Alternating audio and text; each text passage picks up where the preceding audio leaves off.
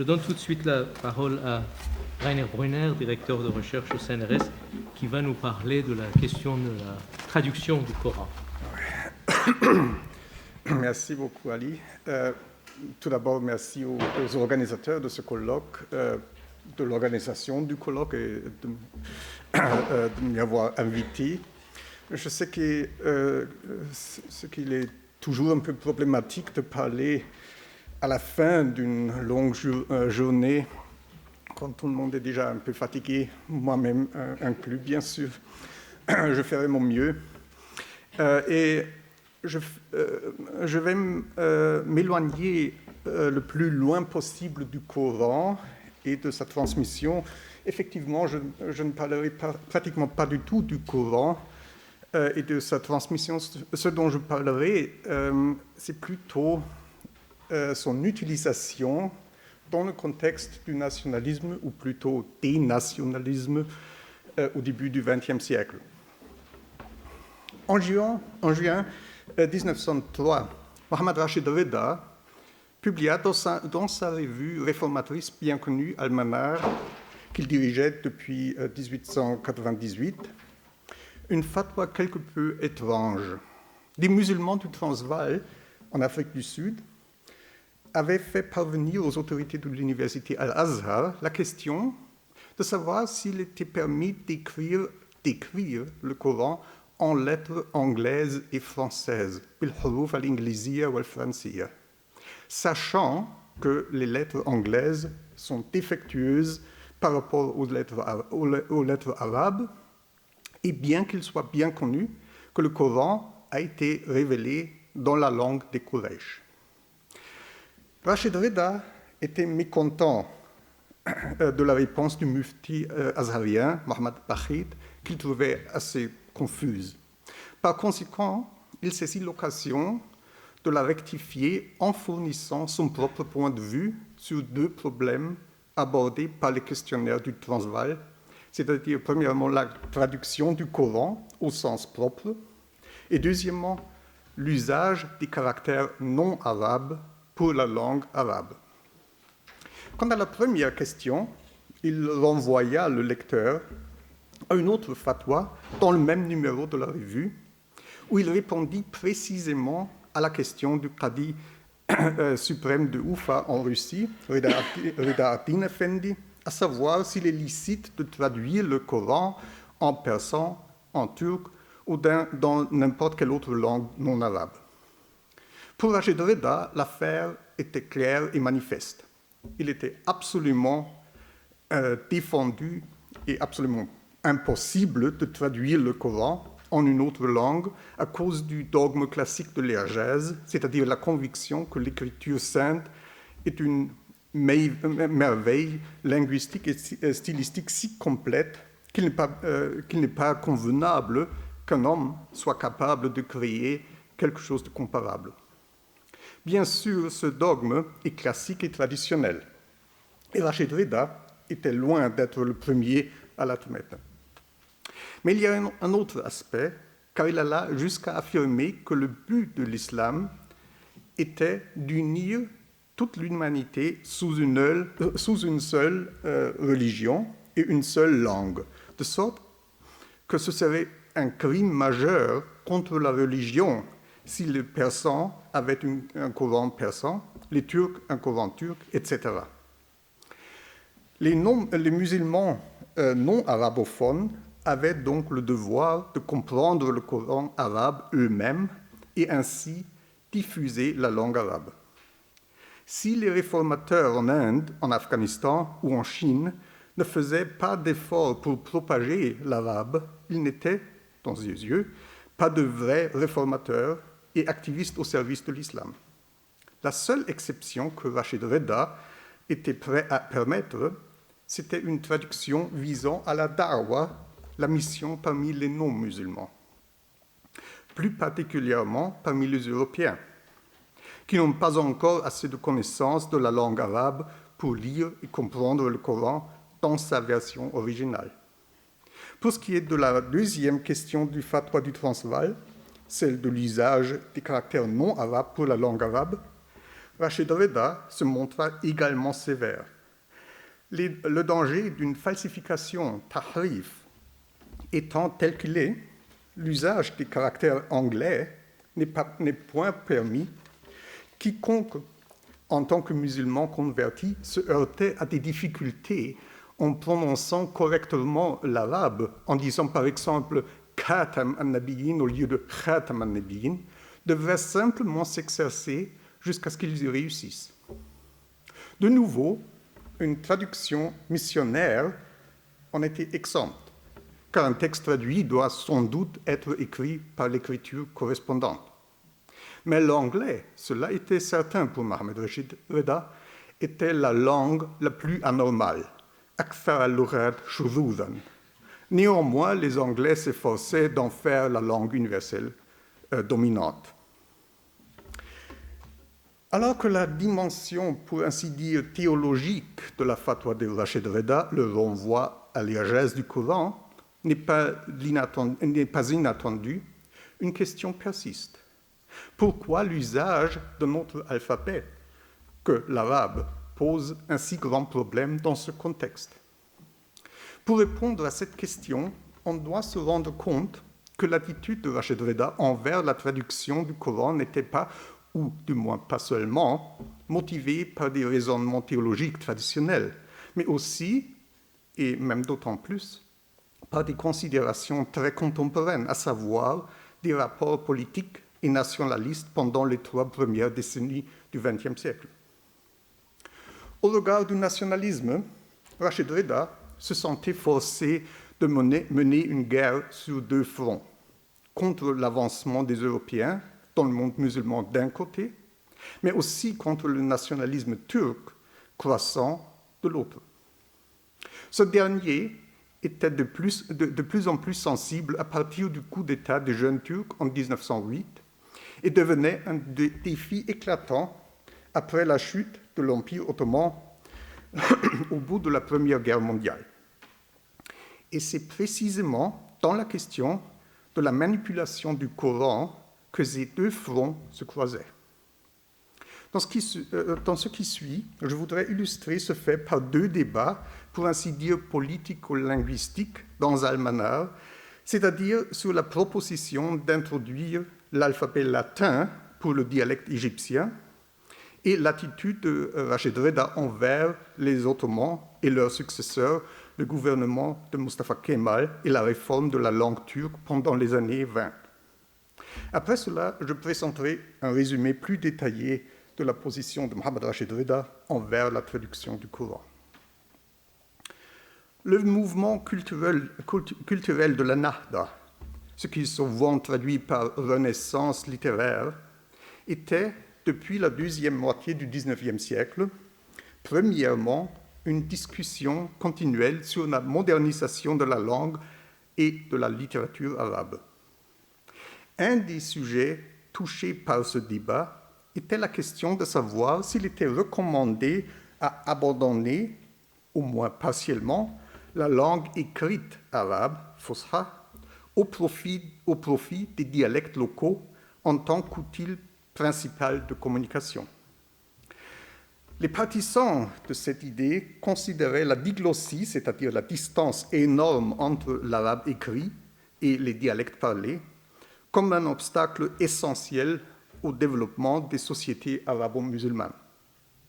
Mohammed Rachid Reda prit part à ces débats dès le premier numéro de sa revue, après la publication en 1897 d'une brochure qui portait le titre « An Egyptian Alphabet for the Egyptian People ». L'auteur, Daniel Willard Fiske, un bibliothécaire américain et spécialiste des langues nordiques, y demanda non seulement de faire du dialecte local la langue générale de communication, mais aussi de le mettre systématiquement par écrit, et ce, par un alphabet latin quelque peu adapté à la phonétique arabe. Avec cette proposition, il suivit les traces de l'orientaliste allemand et directeur de la bibliothèque médiévale au Caire, Wilhelm Spitta, qui est mort en 1883, Celui-ci avait avancé dans sa grammaire du dialecte populaire arabe en 1880 précisément cette idée, élever le dialecte parlé au rang de la langue écrite. Rachid Reda, quant à lui, était carrément hostile à de telles approches qui furent exprimées à plusieurs reprises pendant cette époque. Remplacer, comme il disait, la noble langue arabe, l'ora sahiha sharifa, par le dialecte imbécile, l'ora aramiya sahifa, aurait eu à ses yeux pour conséquence d'aliéner les Égyptiens à la langue de la science et de la religion. C'était avant tout l'usage proposé des lettres latines qu'il appela longtemps strictement huruf ifranjiya, qui était sa bête noire. Du seul fait qu'un symbolisme évident les liait aux avancements politiques et culturels européens dans le monde musulman. Rachid Reda se complaisait dans le rôle d'un connaisseur excellent de toutes les subtilités de la langue arabe, et il glissait souvent des passages composés en prose rimée, sage, dans ses articles. Pour lui, la seule idée d'une revalorisation du dialecte au détriment de la langue classique était probablement une insulte. Mais la demande additionnelle de l'alphabet latin était une véritable déclaration de guerre. Dans un article qu'il publia en 1910, il alla jusqu'à dire que ceux qui défendaient cette demande avaient pour but de détruire la langue arabe et la religion de l'islam. Son plaidoyer en faveur de l'écriture arabe comme rempart contre l'intrusion de l'athéisme était, à ce moment précis, moins adressé aux lecteurs égyptiens. En ce qui concerne ceux-ci, ils pouvaient être rassurés que de telles initiatives ne trouvaient plus guère d'écho. Plutôt, on doit comprendre ces remarques dans le contexte des querelles croissantes au sujet des nationalismes rivaux entre les Arabes et les Turcs, après la révolution des jeunes Turcs en 1908. L'attitude changeante de Rachid Reda envers le gouvernement ottoman est bien connue. Initialement, il avait accueilli la révolution des jeunes Turcs et la suppression du despotisme du calife Abdelhamid II avec enthousiasme. Mais lorsqu'il commença à sentir les tendances nationalistes du nouveau gouvernement sous forme d'une politique radicale de turcification, son allégresse céda vite la place à un désenchantement et enfin à une hostilité ouverte.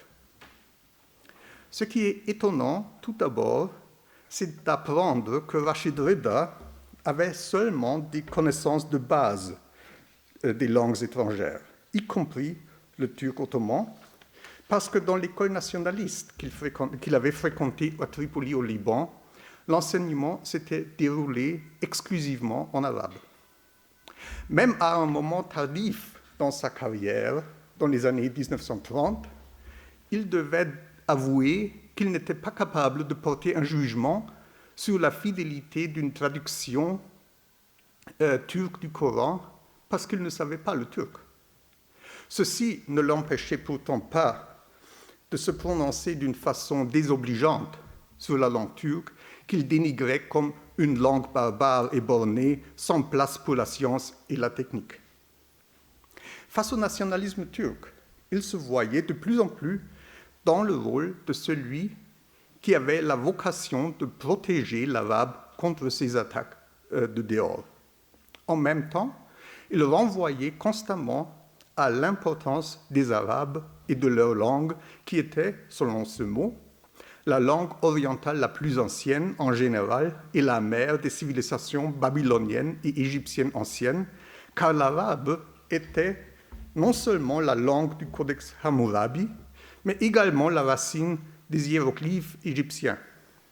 De là il n'était plus trop loin de son credo selon lequel l'union religieuse islamique n'était complète que par la langue arabe et que l'islamisation était, dès le début, étroitement liée à l'arabisation des peuples.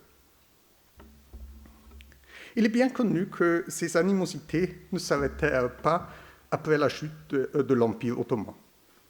Elles s'aggravèrent plutôt considérablement pendant les années 1920, en particulier après l'abolition du califat par l'Assemblée nationale turque en mars 1924. Mais il faut souligner que Mustafa Kemal Atatürk, le fondateur de la Turquie moderne, n'avait pas été, pour Rachid Reda, l'incarnation du mal dès le début, au contraire. En octobre 1921, au paroxysme de la guerre d'indépendance turque, il consacra à l'armée anatolienne et son grand général, Mustafa Kemal, quelques remarques en un endroit tout à fait extraordinaire, à savoir dans son commentaire du Coran sur le verset 6, Surat 6, verset 159. « Tu n'es pas responsable de ceux qui ont morcelé leur religion et formé des sectes. Leur sort dépend de Dieu, il les informera plus tard de ce qu'ils ont fait. » Là, Rachid Reda appela les succès turcs un signe de Dieu pour les désespérer et rangea l'avancement des troupes turques auxquelles Dieu apporte son soutien et qui défendent la vérité dans l'histoire du salut islamique. Dans les éditions postérieures du Tafsir, il se trouvait cependant obligé d'ajouter une note en bas de page dans laquelle il corrigeait cette appréciation trop enthousiaste. Mais contrairement à ce qu'on pourrait attendre, il n'y mentionna pas du tout l'abolition du califat comme péché primordial des Turcs. Au lieu de cela, il les accusa d'avoir abandonné l'islam en remplaçant la loi sacrée islamique par les lois européennes, en omettant les éléments constitutifs et caractéristiques de l'islam, même les lettres de la langue arabe. Le fait que ce dernier argument était devenu si important est dû au débat sur les réformes linguistiques qui ont été menées en plusieurs endroits dans le monde musulman depuis 1850. Déjà, les jeunes Turcs y avaient réfléchi avant la Première Guerre mondiale. Et Rachid Reda les avait critiqués vivement à cause de cela. Lorsque Mustafa Kemal n'assumait pas, comme avait espéré Rachid Reda, le rôle du sauveur des musulmans, mais au contraire faisait table rase des symboles islamiques, la protestation farouche contre les mesures turques de sécularisation faisait partie du répertoire du Almanar. Mustafa Kemal et son gouvernement n'étaient plus qualifiés que d'athées, d'ennemis de l'islam, ou du moins d'être sans religion. À part les points politiques et sociaux bien connus, l'abolition du califat et l'obligation de l'habillement européen, la réforme linguistique de 1928 jouait le rôle principal. L'introduction de l'écriture latine était, dans les yeux de Rachid Reda, l'expression de l'athéisme manifeste des kémalistes, dont se rendaient coupables tous ceux qui soutenaient les intentions turques, la désertion complète de la charia, l'extinction des dogmes musulmans, l'interdiction de la langue arabe, la traduction du Coran et son écriture en lettres latines. Pour Rachid Reda, c'était presque une équation mathématique. L'écriture latine et la traduction du Coran équivalent à l'athéisme. Latinia, ladinia, pour ainsi dire. Il va de soi que Rachid Reda avait absolument raison quand il appréhendait que l'introduction de l'alphabet latin ne soit motivée par des intentions de sécularisation. Dès son début, le débat sur les réformes de l'écriture arabe avait été menée sous l'angle d'une modernisation séculière présumée ou effective. Et si on regarde les réformes linguistiques dans les républiques soviétiques, entre l'Azerbaïdjan et l'Ouzbékistan, il n'est pas difficile d'y reconnaître le soupçon des machinations communistes qui étaient inévitablement liées à celles-ci. Ce que Mohammad Rachid Reda considérait probablement comme un état de siège culturel était d'autant plus menaçant que le plan d'une traduction turque du Coran avait été dans l'air très tôt.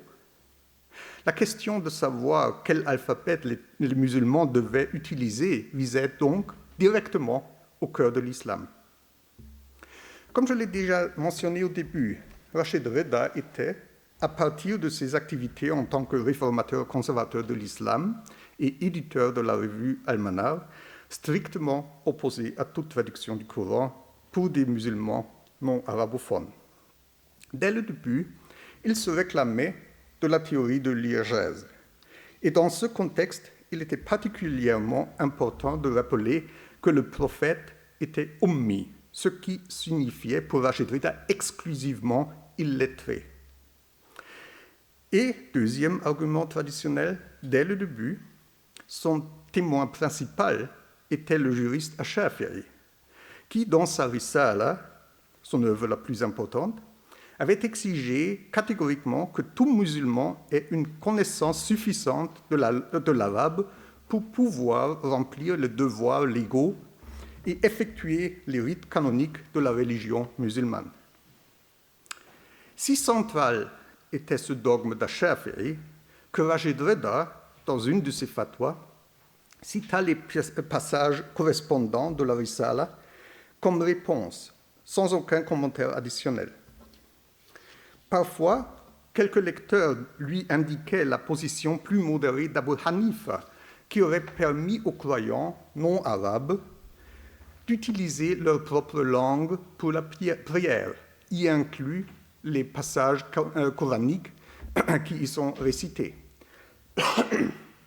Mais Rachid Reda tenait beaucoup à souligner qu'il s'agissait d'une déclaration isolée que Abu Hanifa, au reste, aurait retirée plus tard.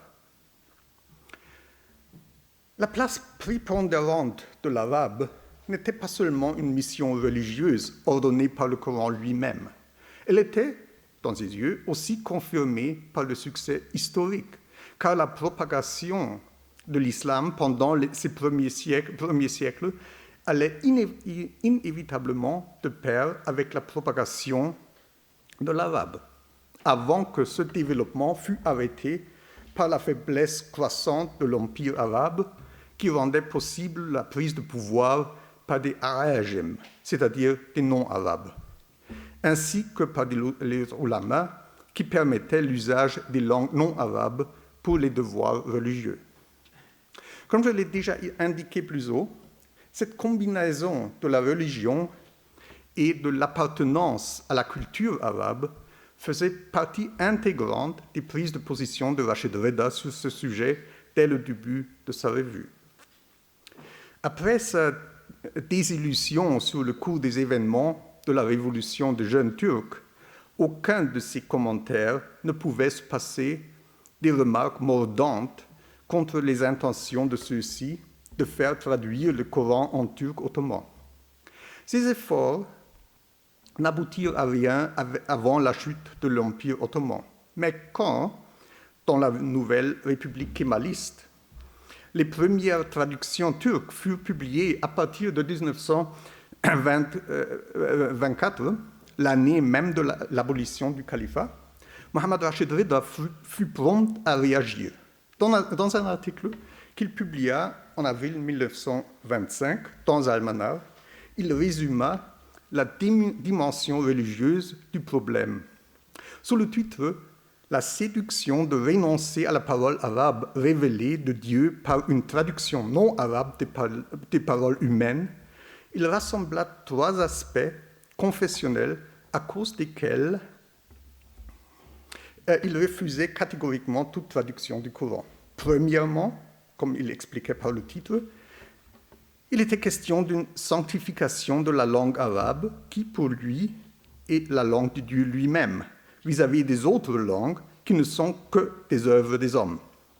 C'est pour cela qu'il pouvait, par conséquent, reprocher aux Turcs de poursuivre un fanatisme, asabiya, linguistique, sans mettre sa propre persistance sur la sanctification de l'arabe au même niveau. Deuxièmement, l'acte de renoncer à la parole arabe, donc de la traduire en une autre langue, est considéré comme une séduction, une fitna, expression apocalyptique qui est normalement utilisée pour décrire la première guerre civile en islam, après la mort du calife Osman entre Ali et Muawiyah, ce qui avait pour conséquence la discorde permanente entre sunnites et chiites. Et troisièmement, souligne Rachid Reda, plusieurs confessions reniaient l'islam en autorisant la pratique du ta'wil et les bêtises du tahrif, ce qui sont deux allusions expresses aux chiites qui pratiquent l'interprétation allégorique et, au moins au début de leur histoire, affirmaient la falsification du texte coranique par les autorités sunnites. Mais jusqu'ici, personne d'entre eux n'est allé jusqu'à traduire le Coran, la prière et l'appel à la prière, ce qui laisse comprendre qu'une traduction du texte coranique en une autre langue, en une langue étrangère, est même plus dangereuse que sa falsification en arabe. Mais pour conclure, il y a 7 exceptions caractéristiques submentionnées. La traduction du Coran pour des motifs de mission, ta'wa, parmi des non-musulmans. Et Rachid Reda y resta attaché pendant toute sa carrière. Ce fait est d'autant plus étonnant que la seule traduction pendant cette époque, qui était explicitement adressée aux non-musulmans, était organisée par des musulmans indiens qui faisaient partie de la Qadianiya, Ahmadiyya, dont le fondateur, Ghulam Ahmad, avait soutenu qu'il était en même temps le Messie chrétien et le Mahdi musulman et qu'il recevait même de nouvelles révélations. Rachid Reda était strictement opposé à l'importation de cette traduction anglaise en Égypte, parce qu'il considérait la Qadianiya comme un groupe renégat et leurs convictions comme des absurdités. Néanmoins, comme les Qadiani eux-mêmes n'utilisaient que le Coran arabe pour les rites religieux, et comme cette traduction s'adressait aux Européens, il était prêt à la tolérer. Après tout, il lui semblait nécessaire de combattre les activités des missionnaires chrétiens au Moyen-Orient. En 1932, dans son dernier article qu'il consacrait à la question d'une traduction du Coran, il alla même jusqu'à demander une tarjama ma'anawiya sahiha, une traduction sémantique correcte. Une telle traduction ne serait ni appelée Coran, ni utilisée pour une récitation. Elle serait plutôt un résumé interprétatif pour les besoins de la défense de l'islam et de la mission parmi les non-musulmans. Et elle serait, en tant que telle, un devoir collectif de la communauté musulmane. Pendant les dernières années de sa vie, Mohammad Rachid Reda ne prit plus de la parole ni au sujet de la révolution culturelle continuée en Turquie, ni à l'égard de la traduction du Coran. Il me semble assez évident qu'il restait fidèle à sa conviction générale que le Coran n'est pas traduisible, dans les deux sens du mot. Il n'est pas possible, théologiquement, de le traduire, et il n'est pas permis, politiquement, de le faire. Pourtant, il devait reconnaître le fait que l'idéal d'une communauté musulmane, avec une culture homogène et arabophone, même sur un niveau purement symbolique, n'existait plus dans cette époque des nationalismes antagoniques. De toute façon, le nationalisme arabe, dans l'habit religieux que Rachid Reda défendait, est un exemple expressif des frontières flottantes entre les mécanismes religieux et politico-ethniques dans la formation idéologique des groupes. Il va de soi que le Coran, en tant que document fondateur de l'islam, ne pouvait pas être exempt des débats nationalistes. Et peut-être il était inévitable que c'était Rachid Reda, un savant sans notion de langues étrangères, qui était un des porte-paroles les plus éloquents dans ces débats. On sait que le nationalisme s'adresse principalement aux membres de son propre groupe. Comprendre ce que les autres auraient à dire serait plutôt gênant dans ce contexte. Je vous remercie.